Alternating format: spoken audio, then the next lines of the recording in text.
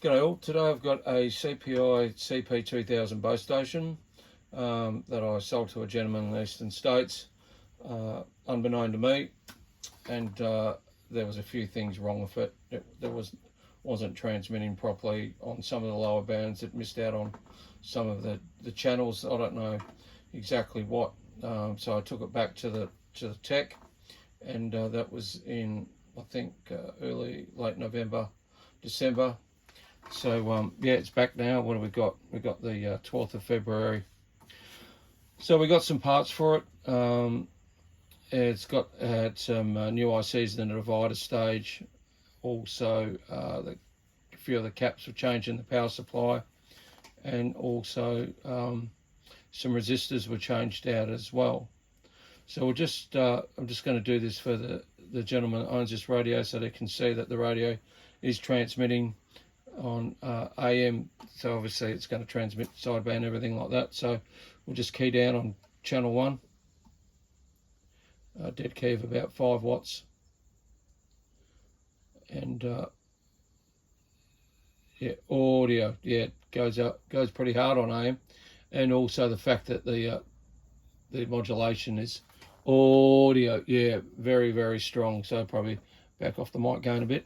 So yeah, this is channel 1.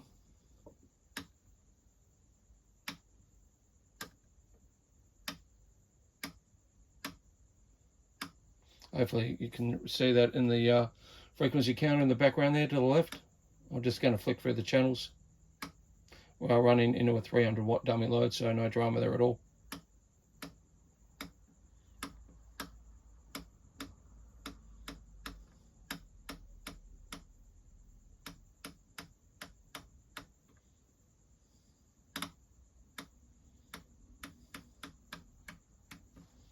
So there we have it. So it is transmitting on all channels.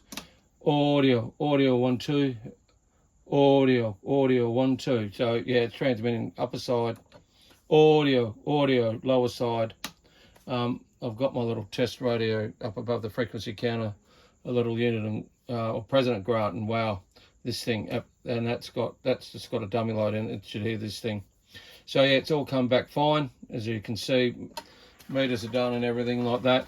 And what I'll do, I'll quickly just go a brief overview of the radio itself, its history. I've had this radio for quite some time. I had about 5 of them. I'm down to 2 now, and I had to go. One's been out on loan, so I had to go and get it back, sort of. So the tech could have a look at the virtually second last good one I've got, and mirror it onto this one, so he knew exactly what he was doing. These radios, as a lot of techs would detest, that have got far more experience than me. These radios can be quite difficult to repair. They were, for the day, way over engineered, but that's what CPI did. They tried to steal the march on the upper end of the market, which probably worked for a long time. As I said on a couple of other videos, back when I was a little CB grommet,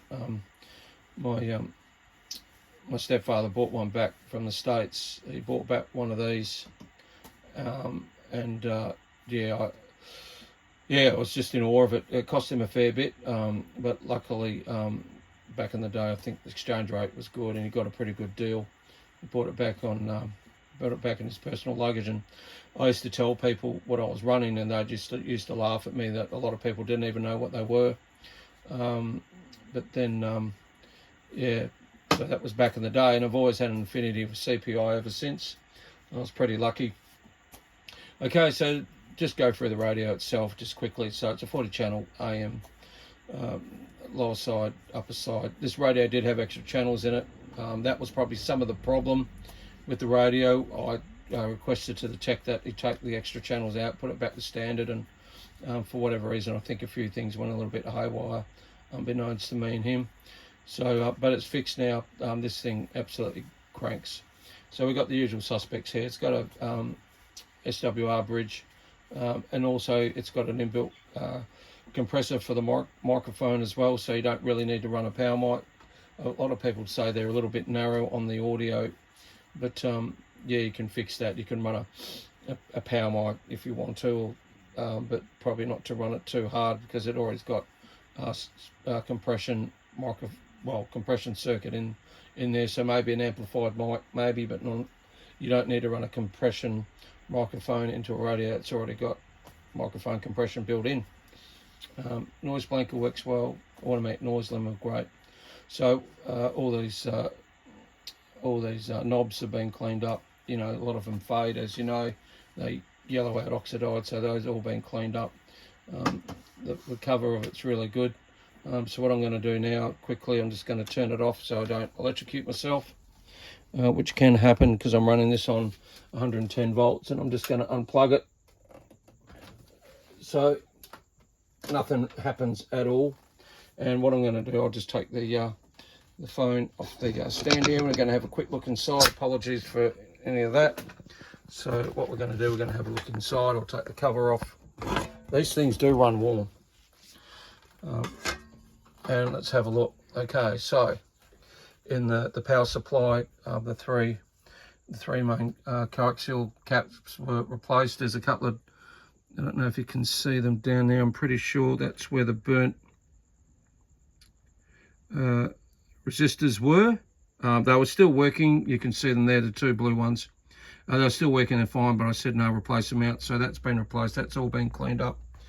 And basically the whole radio had been gone through, realigned, tuned, and checked over.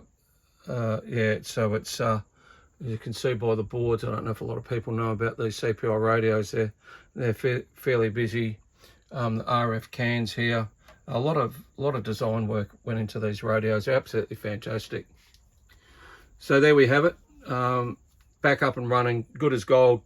I really don't want to send it back, but I'm going to, if you know what I mean. Like, the guy's done a really good job on this second time round, and yeah, this thing yeah, kicks. So tomorrow I'm going to post another video in the next couple of days about it. I'm going to get some contacts on it, just running 12 watts or whatever it's doing. I think about 15 watts on sideband. I'm going to go barefoot, as you do, and I'm going to get some reports on the radio.